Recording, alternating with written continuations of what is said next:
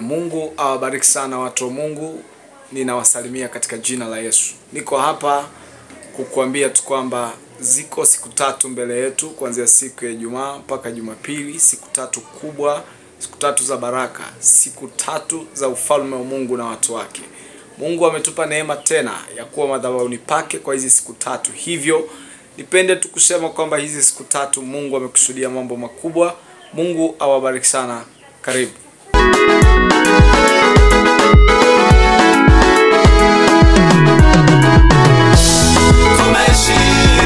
Tumeshinda, ametusaidia, Baba.